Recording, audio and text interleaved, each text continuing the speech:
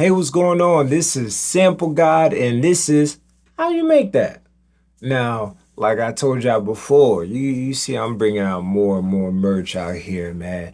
And this one right here is called Banking on Myself. From the song that I made with Hollywood Pap called Banking on Myself. I just fucked around and just put on a shirt. So you go on www.nolanesforever.com and go shop, man. Trust me, I have a lot of these shirts, a lot more shirts coming out. So stay tuned in to nolanesforever.com. So now we about to bring to this track right here called Big Steppa. Now, like I said, if y'all want to know how I made this track and stuff like that, I got the behind the tracks, and you could go, I'll put it somewhere for we can all see the backstory of it. But we're about to break down how I made it. So let's get into it. All right. So first thing we did, I'm gonna start doing that nowadays.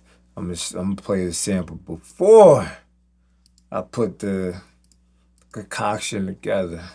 So this is how it sounds like. Like I said, I usually just go get me a sample and then manipulate it the best way I can to my liking. So let's see how this one sounds. Now this sounds totally like a rave. Like this is like one of those EDM type, wave type, that pulsating stuff. I'm like, it's cool. I see the potential. So you know how I usually give it up? Cut out some frequencies. Make sure the vocal can sit somewhere and make sure I'm taking out some unnecessary lowness. But after that, I gotta put some halftime on it just to give it a different feel. So now it's like, oh, all right, we working with we working with hot oil. We working with grease, hot grease. So after that, I bring in some reverb. Gotta bring the reverb, give it space, move it around, give it another different energy that it didn't have before. So now I got the reverb. I said that's cool. That might get a little boring after a while. I brought another sample in, and this is how the other samples started coming in. And it's like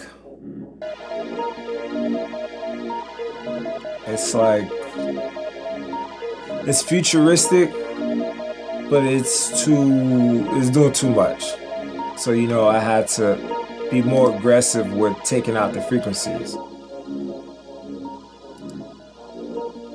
Then I had to put some halftime on that beach. So it still has that, but it has a different synthesizers. It created something different, which I like the sound. And then I had to put some reverb just for it could be in a different space. So that was pretty much how I got the my samples. Then I come with the hi-hats. Like I said, as I see, I've changed who I am. Like sometimes you see blue, sometimes you see green, but you can tell what type of new era this was. This is, you know, me growing as a person. So come with the hi-hats, not too crazy. A lot of my hi-hats be so simple. Like I said, it's the hi-hats and everything. I don't try to do too much because the most important thing is the artist. The beat is cool, but what the artist saying, the picture is they're painting, the feel that they're making you feel is important too. So, but you gotta give them room to do what they need to do. So this hi-hat ain't really much. Like I said, these are pretty much the same presets that I use, so ain't no point of really opening them up. Like I said, see, the other one didn't say sizzle clap, but it's the same clap, but look, it says sizzle clap. Shouts out to Sizzle, aka Mr. Southside. And then, like I said, I have my own clap that I put on top of that on every other one, and it goes. And like I said, you don't really hear it that much.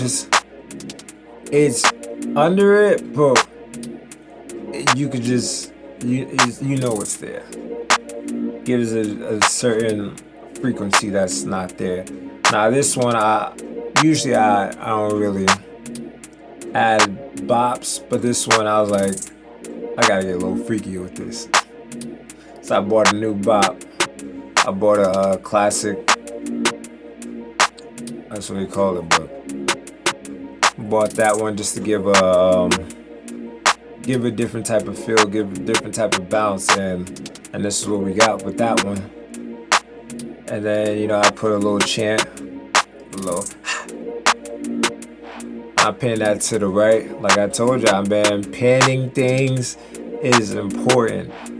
Headphones, left and right. Car speakers, left and right. Phones nowadays, you turn that bitch sideways, left and right.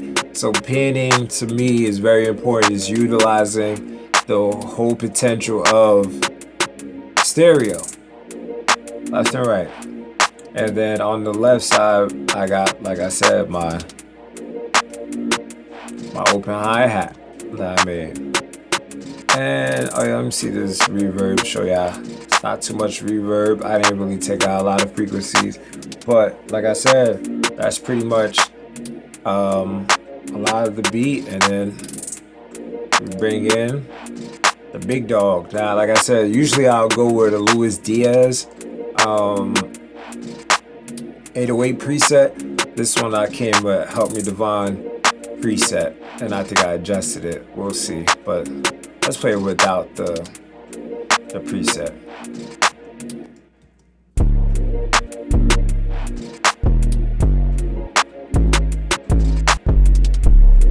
You feel the difference now. It's a little more pushed into your face presence. And then it's like, now when you put the other one, it pulls it back, but it's like it's like a dog. It's like a pit bull. It's like the pit bull without a leash. It's aggressive as a motherfucker. But then when you put this other one in there, it's like you put the leash on. And now people's like, alright, is he gonna bite me? He might if you pet him, but I got him. You feel me? So that's pretty much what this preset does in my mind. And I just made that up on the fly, so that's amazing. But other than that, that's pretty much the track right there, man.